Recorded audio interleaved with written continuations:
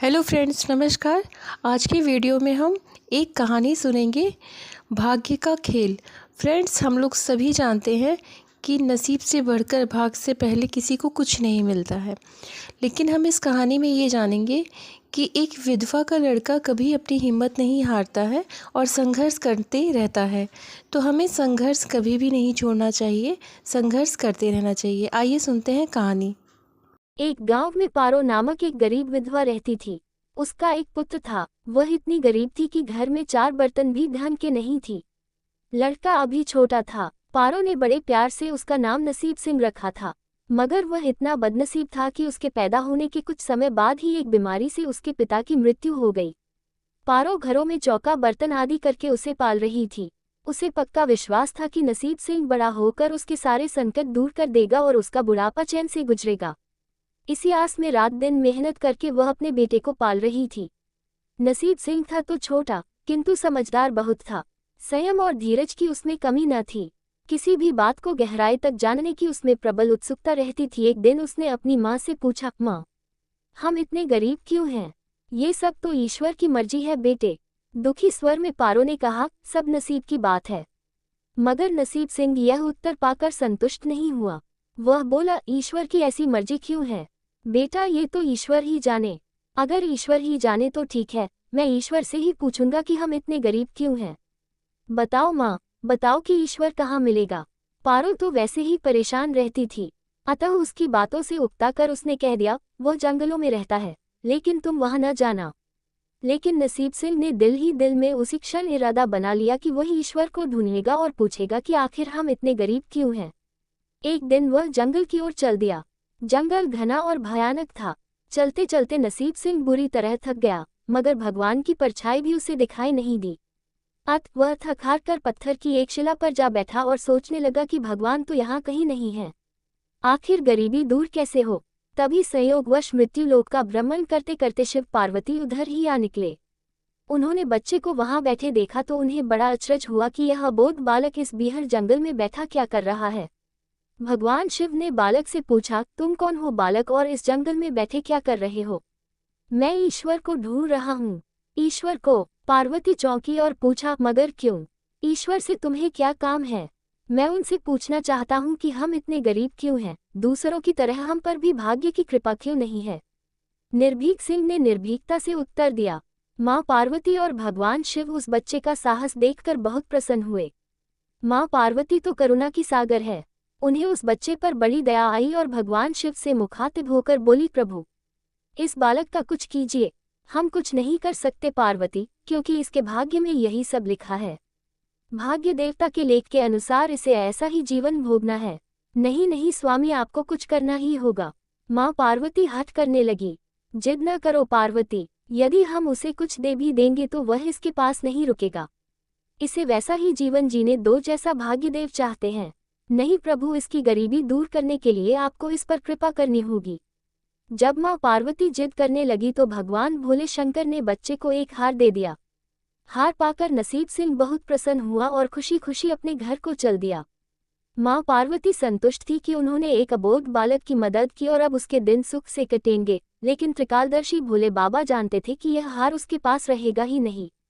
चलते चलते नसीब सिंह के पेट में अचानक दर्द उठा और वह शौच के लिए इधर उधर देखने लगा। उसने भगवान शिव का दिया हार पत्थर की एक शिला पर रख दिया और झाड़ियों के पीछे चला गया। तभी एक चील कहीं से उड़ती हुई आए और उस हार को उठाकर उड़ गई। अरे मेरा हार! सब कुछ भूल कर लड़का चील के पीछे भागा। मगर कब तक वह चील का पीछा करता, कैसे पकड़ता उसे? एक आध बार पत्थर उठाकर उसने चील को मारने की कोशिश की, किंतु चील अधिक ऊंचाई पर थी। कुछ ही पलों में चील उसकी नजरों से ओझल हो गई तो वह बड़ा दुखी हुआ और रोते रोते अपने घर की ओर चल दिया।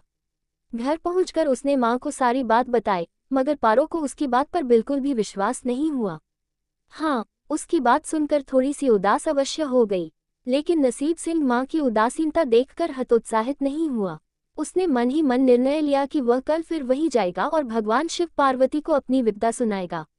उसका विश्वास था कि भगवान शिव उस धूर्त चील को अवश्य ही दंड देंगे।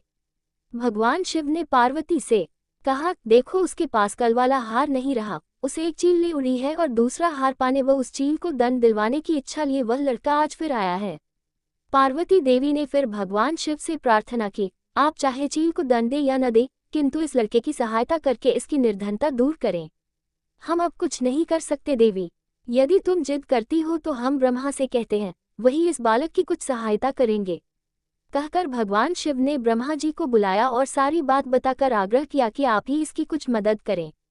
तब ब्रह्मा जी ने लड़के को हीरे की एक अंगूठी दे दी। लड़के ने अंगूठी जेब में रखी और खुशी खुशी अपने घर चल दिया। उसने सोच लिया था कि वह अब एक पल के लिए भी अंगूठी को अपने से अलग नहीं करेगा। चलते चलते अचानक उसे प्यास लगी।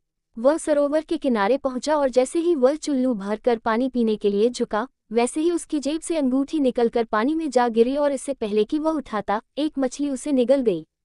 नसीब सिंह फिर रोते रोते घर आया और माँ को सारी बात बताई। बेटा, जब तक भाग्य में नहीं है तब तक कोई भी चीज नहीं रुकेगी, माँ ने उसे दिलासा देते हुए कहा। जब भाग्य देवता खुश होंगे तो मिट्टी भी सोना बन जाएगी, मगर इस प्रकार किसी के देने से हमारी गरीबी दूर नहीं होगी। उसे समझाकर माँ अपने काम में लग गई। मगर नसीब सिंह भी हार मानने वाला नहीं था। उसने मन ही मन सोच लिया था कि वह कल फिर जाएगा। तीसरे दिन वह फिर जा पहुंचा। शिव और पार्वती उसका ये साहस देखकर बहुत खुश हुए। शिवजी ने इस बार ब्रह्मा जी के पास जाकर बात की कि वह लड़का तो बड़ा साहसी है, इसका कुछ उद्धार किया जाना चाहिए। तब ब्रह्मा जी ने सलाह दी कि हमें भगवान श्री हरि के पास जाना चाहिए, वही इसका कोई हल बताएंगे। अतः वह श्री हरि के पास जा पहुँचे। पूरी बात सुनकर भगवान विष्णु ने नसीब सिंह को कुछ हीरे दिए। हीरे पाकर वह बहुत खुश हुआ और इस बार बिना कहीं रुके उसने सीधे अपने घर जाने का निश्चय किया, क्योंकि 2 बार उसकी चीजें खो चुकी थी। जब वह घर पहुंचा, माँ घर पर नहीं थी। अतः नसीब सिंह ने हीरे एक लोटे में रखकर कोने में छिपा दिए और माँ को ढूंढने निकल पड़ा। वह मन ही मन सोचने लगा कि अब माँ को किसी के घर काम करने की क्या आवश्यकता है, अब तो वह भी अमीर बन गए हैं। उधर पीछे से चोर उसके घर में घुसे और जो भी सामान हाथ लगा लेकर भाग निकले। उस सामान में लोटा भी था जिसमें हीरे रखे थे। जब वह माँ के साथ वापस आया तो देखा कि हीरे गायब थे। इतना ही नहीं, घर का दूसरा सामान भी गायब था।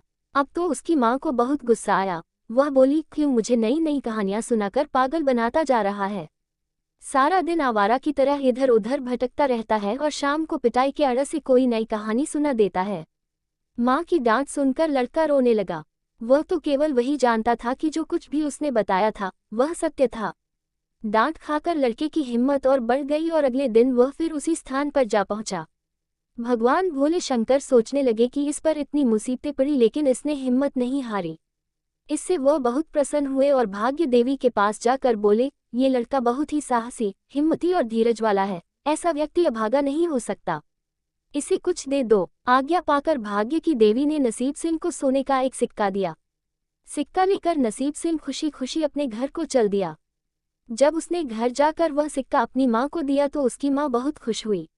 अब क्योंकि उन पर भाग्य देवी की कृपा हो गई थी, अतः सारे काम ही अपने आप शुभ होने लगे। दूसरे दिन ही एक मछली वाला उसके गांव में मछली बेचने आया तो लड़के ने वही सिक्का देकर मछली खरीद ली।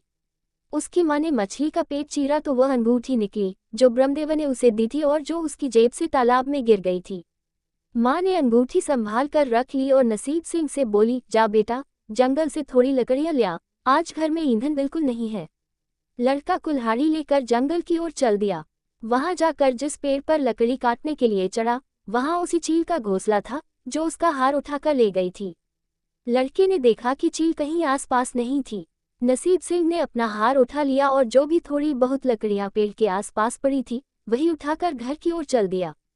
माँ हार पाकर बहुत खुश हुई। अब तो देखते ही देखते उनके दिन बदल गए। घर में किसी चीज का अभाव नहीं रहा। फिर ईश्वर की कुछ ऐसी करनी हुई कि जो चोर उसके घर से हीरे चुरा कर ले गए थे, उन्हें सपने में महादेव ने चेतावनी दी कि जो हीरे उस लड़के के घर से चुरा कर लाए थे वे तुरंत वापस कर दो, वरना तुम्हारा सर्वनाश कर दूंगा। चोर उसी दिन हीरे उसके घर पर दे गए और अपनी गलती के लिए माफी भी मांगी। इस प्रकार उस अभागे का भाग्य चमक उठा। अब उसके घर में किसी चीज की कमी न थी और उनकी गरीबी सदा के लिए समाप्त हो गई। ऐसी रोचक कहानी के साथ आप सब जुड़े रहिए फ्रेंड्स। और महाभारत की कथाएं सुनना अच्छा लगता हो या रामायण की कथाएं सुनना अच्छा लगता हो या पूजा पाठ से रिलेटिव कोई भी जानकारी चाहिए या तीर्थ व्रत के बारे में कुछ भी जानना है या भगवान जी की कहानी सुनना अच्छा लगता है तो please like comment subscribe share it. Thank you friends. हम फिर मिलेंगे अगले वीडियो में, तब तक के लिए नमस्कार।